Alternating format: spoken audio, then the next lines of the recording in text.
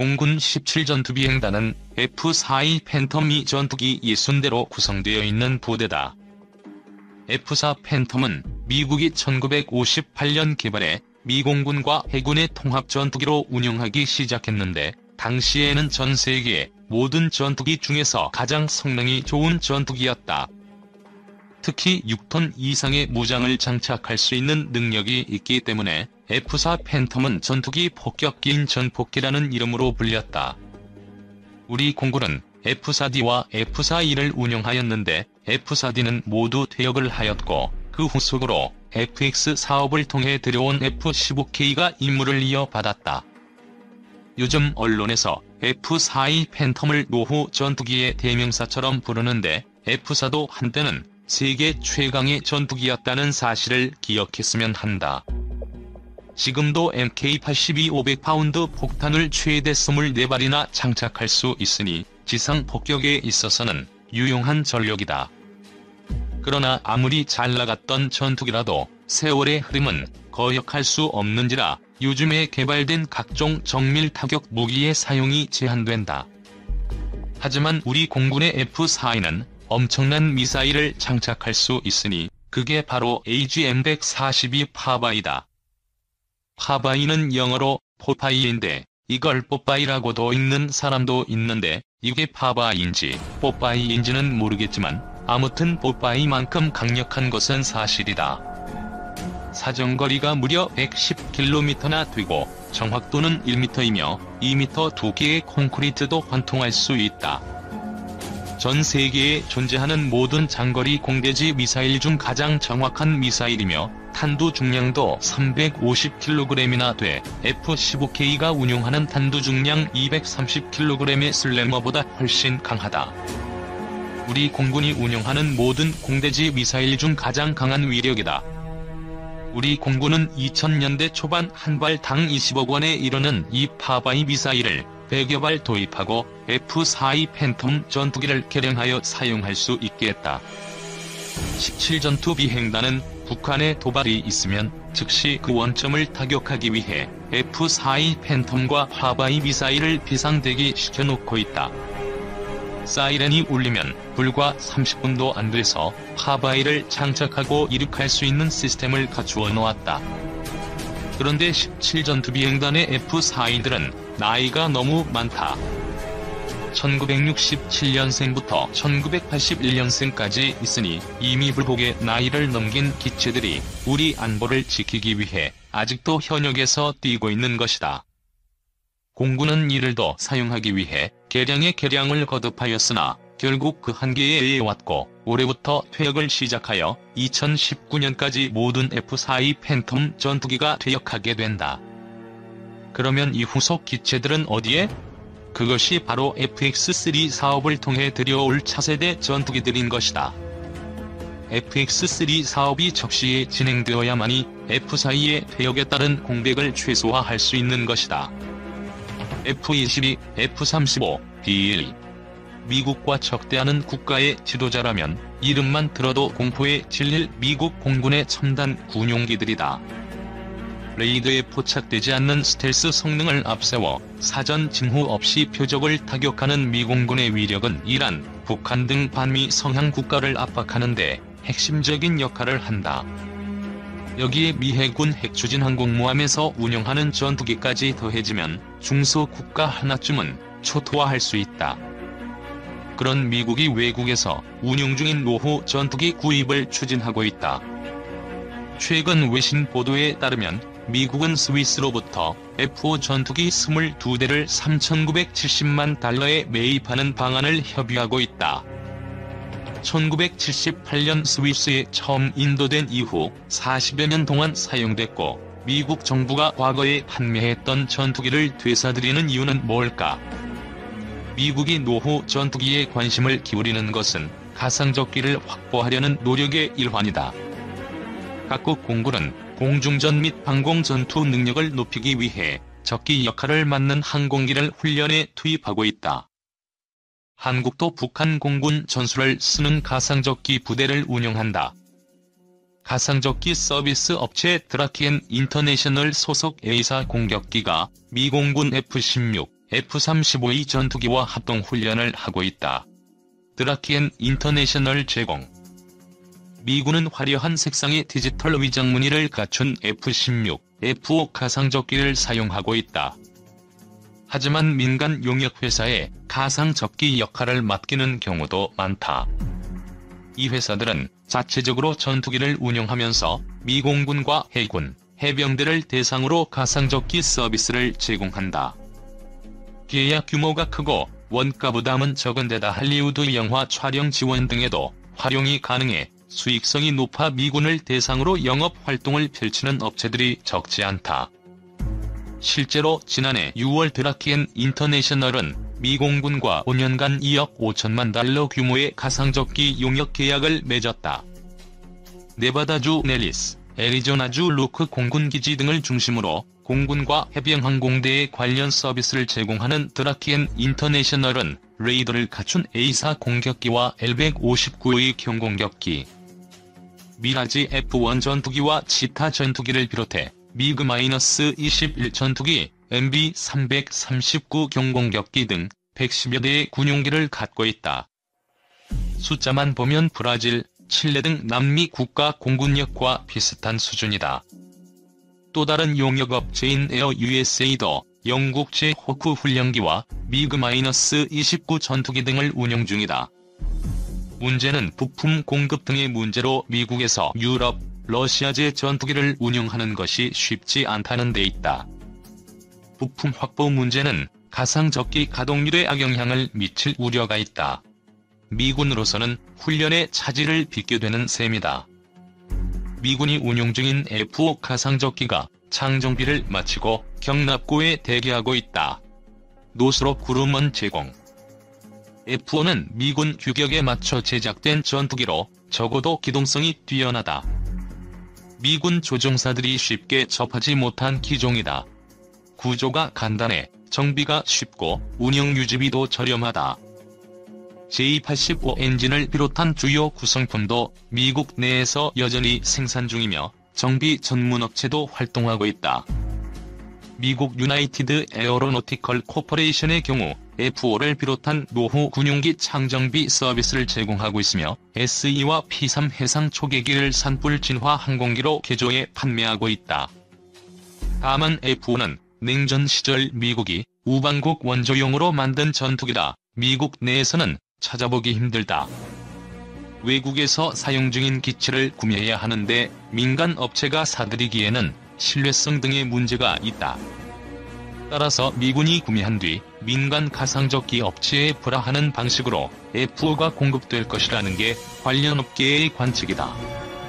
업계 관계자는 요르단 공군 F-5는 상태가 좋지 않아 대상에서 제외됐다며 태국 공군 F-5는 성능 개량이 충실히 이루어진 기체라 향후 추가 소요가 있다면 2030년쯤 재구매 대상에 포함될 수 있을 것이라고 전망했다. 가상적기 서비스 업체 드라키엔 인터내셔널 소속 A사 공격기가 랜딩 기어를 내린 채 비행하고 있다. 드라키엔 인터내셔널 제공. 미국 내에서 가상적기의 중요성이 높아지는 것은 가까운 거리에서 교전하는 근접 공중전에 대한 관심과 밀접한 관련이 있다. 미 공군과 해군, 해병항공대는 강력한 스텔스 성능을 지닌 F-22와 F-35를 앞세워 세계의 제공권을 장악하고 있다. F-15와 F-16, FA-18은 100km 떨어진 적기를 격추할 수 있는 장거리 공대공 미사일을 운용한다. U-25 전쟁 당시 미국이와 F-86 사이에 벌어졌던 근접 공중전과는 차원이 다른 교전 능력을 발휘한다. 그럼에도 근접 공중전에 미군이 관심을 갖는 이유는 냉전 종식 이후 안보 환경 변화에 따른 것이다. 냉전 시절에는 수십 대의 전투기가 뒤얽혀 미사일을 쏘며 공중전을 벌이는 전면전 위험이 높았다. 1982년 시리아 베카 계곡에서 이스라엘과 시리아 공군 전투기 수십 대가 치열한 공중전을 벌인 것이 대표적이다. 스위스 공군 F-5 전투기가 섬광탄을 발사하며 적응 비행을 하고 있다. 게티 이미지. 하지만 냉전이 종식되면서 하늘에서의 전면전 위협은 낮아지고 있다. 반면 여객기 공중납치, 미확인 항공기의 우발적 영공 접근 또는 침범, 항로를 이탈한 민간 항공기 유도 등 공중 치안 유지 관련 임무는 늘어나는 추세다. 이 같은 임무는 레이더만으로 수행할 수 없다. 조종사가 직접 눈으로 확인하거나 전투기의 광학 장비로 조사해야 한다. 이를 위해서는 항공기에 매우 가까이 접근해야 한다. 육안이나 광학 장비 관측이 가능할 정도로 근접하면 스텔스 성능도 첨단 전자장비도 무용지물이다. 단거리 공대공 미사일과 기관포로 교전해야 하는데 이 같은 근접 공중전은 조종사의 숙련도와 훈련 수준에 따라 희비가 엇갈린다. 평소에 대비를 해야 할 필요가 제기되는 대목이다. 스텔스 기술의 발달도 근접 공중전의 비중을 높인다. 중국과 러시아는 JE-20과 SU-57 스텔스 전투기를 앞세워 미국의 제공권에 도전장을 내밀 태세다. 양측이 모두 스텔스 성능을 갖고 있다면 먼 거리에서 상대방을 탐지하기가 어렵다. 결국 가까이 접근해 교전을 벌일 가능성이 높은데 첨단 장비에만 의존해 미사일을 쏘고 후퇴하는 전투 방식으로는 부족하다. 조종사의 능력으로 적기를 격추하는 근접 공중전 훈련이 필요한 대목이다. 우리나라는 어떨까? 공군은 2023년까지 4차 산업혁명 신기술이 적용된 지능형 스마트 비행단을 구축할 예정이다. 증강현실과 가상현실 기반 항공기 과학화 정비훈련센터 구축, 사물인터넷 기반 조종사 헬스케어 등도 추진하게 된다. 한국 공군 F-15K 전투기가 활주로를 이룩하고 있다. 세계일보 자료사진 4차 산업혁명 기술을 군에 적용하는 것은 의미 있는 일이다. 하지만 미식별 항공기에 대한 대처 능력 유지 및 발전이 더 시급한 게 현실이다. 중국 군용기는 독도, 울릉도, 강릉 앞바다까지 진출하고 있으며 러시아 군용기는 독도 영공을 침범해 우리 공군 전투기가 경고 사격을 감행했다. 영공 수호를 위해 설정한 한국방 공식들 구역의 실성이 이렇게까지 흔들린 적은 없었다. 한국방 공식별 구역과 영공을 지키려면 절제된 대응이 필요하다. 레이더에 중국, 러시아 군용기를 포착해 미사일을 쏘는 행위는 불가능하다. 육안 확인이 가능한 거리에서 대응할 수밖에 없다. 1차 세계대전 이후 공중전의 기본인 근접 전투 기술이 여전히 위력을 발휘하는 대목이다. 한국군이 첨단 장비에 의존한 공군력 건설과 전투 능력 확보에 골몰하는 동안 미군은 예전의 전투 기술을 되돌아보는 형태로 나아가고 있다. 미래를 준비하는 것은 중요하지만 기본기를 충실히 다지지 않은 진보는 모래성과 같다. 미군의 향후 움직임을 투시해야 할 이유다. 전통급 구축함이다. 이지스 구축함은 백값만 1조 2천억 원가량이다. 여기에 무장 비용과 운용 비용을 더하면 그 금액이 훨씬 더 뛴다. 해군으로선 성능은 이지스 구축함인데 가격과 운용 비용이 싼 KDDX가 필요할 수밖에 없다. 더군다나 함대함, 함대지, 함대공 미사일과 수직 발사대를 모두 국산화했기 때문에 이제 KDDX를 우리 손으로 건조할 역량이 충분하다. 김진형 전 부장의 설명이다.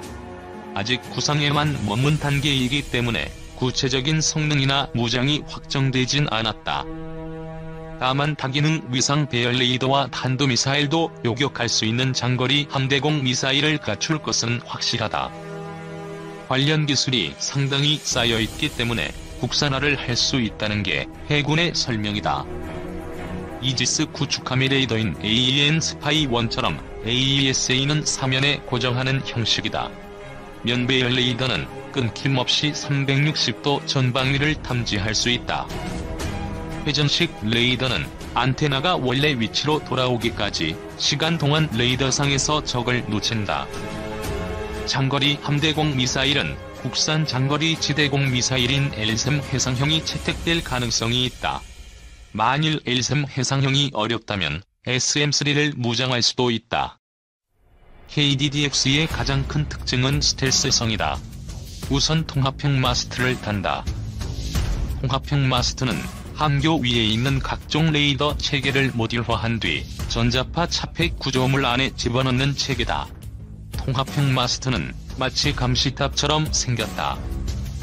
함교 위에 감시탑을 올려놓은 모습이라고 보면 된다. 통합형 마스트는 전투함의 레이더 반사 면적 지수를 크게 낮춘다. 미 해군의 주멀트급 구축함은 레이더 화면에 200톤급의 작은 배처럼 나타난다. 통합형 마스트를 비롯한 각종 스텔스 장비 덕분이다. 200톤급이면 한국 해군의 고속정인 참수리급보다 조금 더 큰 수준이다. 현재 국산 통합형 마스트 개발 연구가 진행 중이다. 국방과학연구소는 수상함에 바르는 적외선 차폐도료도 개발하고 있다. 최근 대한미사일은 적외선 시커를 갖추고 있다. 그래서 적외선 차폐도료를 바르면 적이 대한미사일을 따돌릴 수 있다. KDDX의 레이더는 적을 탐지할 때 출력을 최소한으로 줄이거나 레이더의 주파수와 파형을 불규칙으로 변화하는 저탐지 기술이 적용된다. 이렇게 하면 적이 레이더 전송 신호를 식별하는 것을 방해해 아군의 위치 파악을 어렵게 만든다. 대대적인 해군 증강에 나선 일본과 중국. 주변국인 일본과 중국은 해군 증강에 열을 올리고 있다. 안타깝게도 한국은 독도와 여도에서 이들과 해상 영유권 분쟁을 이어가고 있다. 일본은 2023년까지 이지스 구축함 8척, 헬기 모함 4척으로 꾸려진 호위대군 4개를 완성할 계획이다. 한개 호위대군엔 항모형 호위함 1척, 이지스급 구축함 2척, 구축함 5척으로 이루어진다. 이지스 구축함은 탄도미사일 방어 능력을 보유한 SM-3를 탑재한다. 현재 일본은 미국과 함께 이 미사일의 개량형을 개발 중이다. 항모형 호위함은 스텔스 전투기인 F-35B를 탑재할 수 있다. 일본은 이즈모급 항모형 호위함 2척을 항공기 운용 능력을 높이려는 방향으로 개조할 건을 검토하고 있다. 또 일본은 잠수함을 20척에서 24척으로 늘리고 있다. 해상 초계기 P-3 98대를 자국산 해상 초계기 P-1 70대로 바꿔나가고 있다. 분쟁 도서에 투입할 수 있는 수륙기동단도 창설했다. 수륙기동단은 일본판 해병대라고 불린다. 중국은 무섭게 쫓아가고 있다. 아시아 최강인 일본 해상자위대가 아니라 세계 최강인 미국 해군이 그 대상이다. 중국 해군은 북해, 동해, 남해 3개 함대를 두고 있다. 곧 제4함대를 만든다. 중국 해군은 2020년까지는 원해 해군을 건설하고 그 이후 대양 해군으로 발전한다는 전략을 세웠다. 이를 위해 중국 해군은 배를 찍어내고 있다. 일단 2025년까지 2개 항모전투단, 2030년까지 4개 항모전투단 완성을 목표로 하고 있다. 항공모함 한 척함을 우크라이나에서 사들여와 개조한 데 이어 자국에서 3척의 항공모함을 건조 중이다. 네 번째 항공모함은 원자력 추진일 가능성이 크다. 서구의 이지스 구축함에 버금가는 방공 구축함인 052C형급, 052D형급, 05형급을 19척에서 23척으로 늘린다. 이 가운데 13,000톤급인 05형을 지금의 한 척에서 5척으로 증강한다. 또 잠수함대의 숫자를 65척에서 73척 이상으로 확장한다. 중국은 이미 서해를 자신들의 내해라고 주장하고 있다.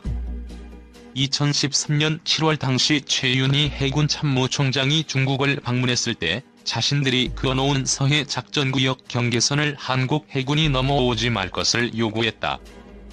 동경 124도는 백령도 인근이다. 18척의 구축함이 필요한 이유.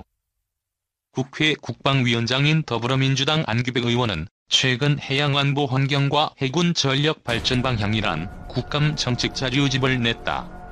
안 의원은 한국 해군의 현실에 대해 이렇게 진단했다. 주변국의 해양 위협에 대해선 북한 위협 대비에 치중돼 있어 주변국 대비 전략은 수세적임. 해역 함대에 의한 방어는 가능하나 공세적 작전 수행 능력은 부족. 해적, 해양 테러 등 국제 해양안보 위협에 대해선 대응 가능한 DDH-2급 이상의 함정 운용 여유 부족. 그러면서 차기 이지스 구축함 3척과 KDDX 6척을 가급적 빨리 확보하다는 게 안규백 위원장의 결론이다. 한국 해군이 보유한 광개토대왕급 3척은 북한의 해군을 상대하고 있으며 세종대왕급 이지스 구축함은 북한의 미사일 도발에 대응하기 위해 늘 대기한다. 그래서 충무공 이순신급 구축함 6척이 가장 바쁘다. 6척밖에 없는데도 청해 부대에 한 척을 보내고 회사 생도의 순항훈련 때면 또 한 척을 빼야 한다. 다행히 지난 16일 순항훈련에 대신 투입할 훈련함인 한산도함을 진수했지만 아직도 멀었다. 한국이 일본과 중국을 모두 해상에서 압도하는 것은 불가능하다. 천문학적인 예산을 마련할 방법이 없기 때문이다. 그러므로 일본과 중국을 견제할 정도의 전력을 갖추는 게 차선책이다. 그래서 나온 게 18척이다.